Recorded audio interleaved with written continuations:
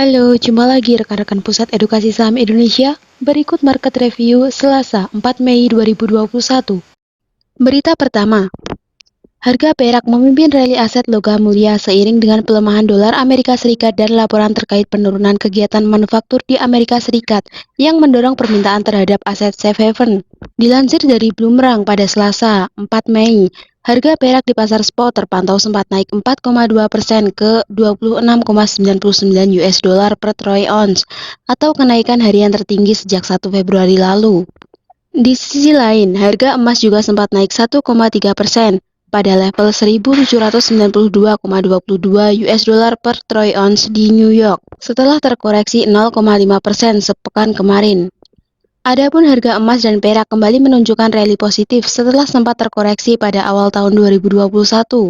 Pemulihan ekonomi di Amerika Serikat sempat mendorong kenaikan dolar Amerika Serikat dan imbal hasil US Treasury sehingga menurunkan daya tarik aset safe haven. Salah satu katalis untuk rally harga perak adalah penurunan kegiatan manufaktur di Amerika Serikat. Laporan dari Institute for Supply Management atau ISM menyebutkan, aktivitas pabrik-pabrik di negeri Paman Sam menurun dari level tertingginya dalam 37 bulan terakhir pada April 2021. Perlambatan ekspansi kegiatan manufaktur tersebut semakin memperkuat ekspektasi bahwa bank sentral di dunia termasuk The Fed akan tetap mempertahankan suku bunga rendah.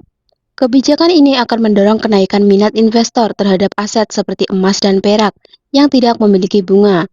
Analis TD Securities Bart M. menjelaskan, laporan ISM yang berada di bawah estimasi sebelumnya mengindikasikan laju pemulihan ekonomi tidak secepat yang diharapkan sejumlah pihak.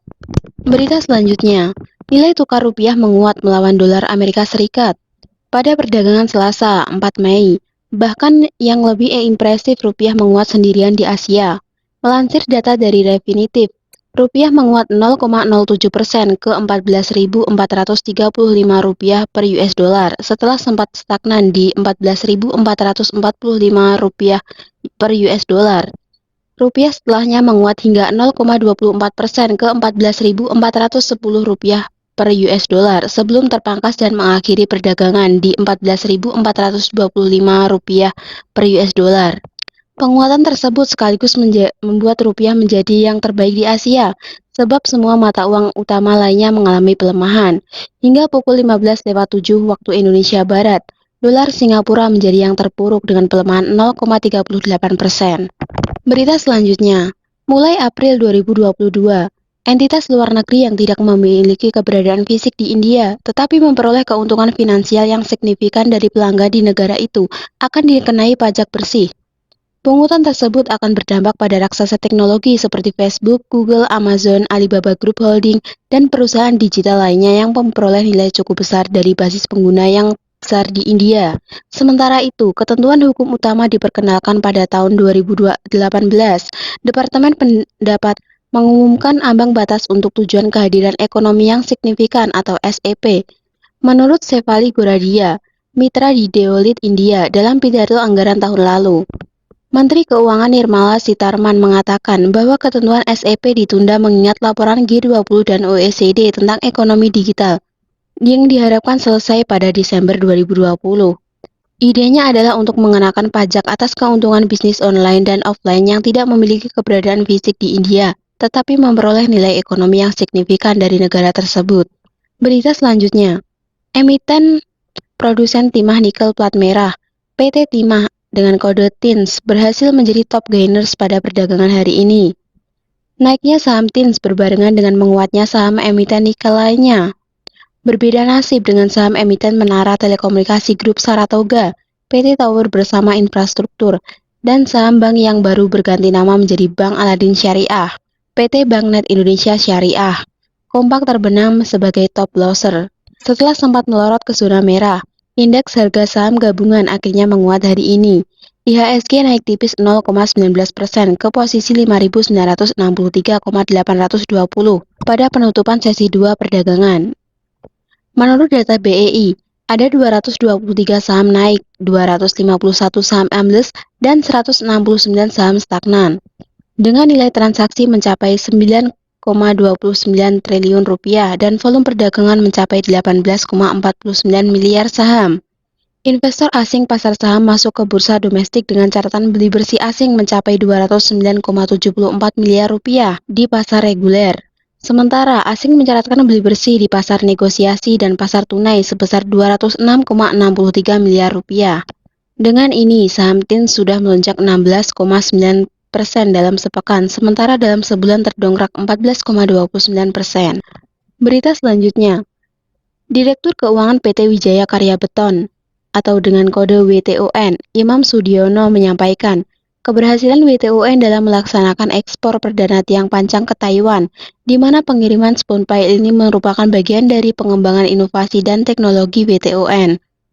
Meskipun fokus bisnis WTON masih ditunjukkan untuk kebutuhan proyek infrastruktur domestik, namun demikian, di masa pandemi ini, bisnis WTON turut tergerus yang salah satunya tercermin dari penurunan utilisasi yang tertinggal menjadi 53%. Sehingga mengantisipasi dampak ini, WTON mempercepat pencairan piutang yang sudah menjadi hak sehingga di 2020 cash flow masih membukukan surplus cash flow yang digunakan sebagai modal kerja. Berita selanjutnya, PT Bukit Asam atau PTBA secara resmi menutup dan melikuiditasi salah satu anak usaha di bidang pertambangan gas metana batubara, yakni PT Bukit Energi Metana.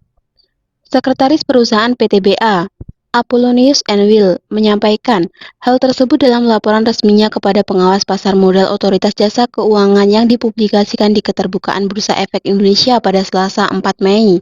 Apollonius menjelaskan, penutupan ini dilakukan sehubungan dengan rencana restrukturisasi atau perampingan grup perseroan dalam rangka bertransformasi menjadi perusahaan yang tangkas.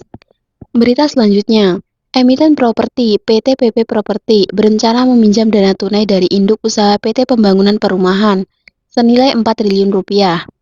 Seluruh pinjaman tersebut rencananya akan digunakan untuk melunasi kewajiban perseroan yang jatuh tempo pada 2021 hingga 2022. Oleh karena transaksi ini material dan merupakan transaksi afiliasi, emiten dengan kode saham PPRO ini akan meminta persetujuan dari para pemegang saham lewat rapat umum pemegang saham luar biasa pada 5 Mei 2021.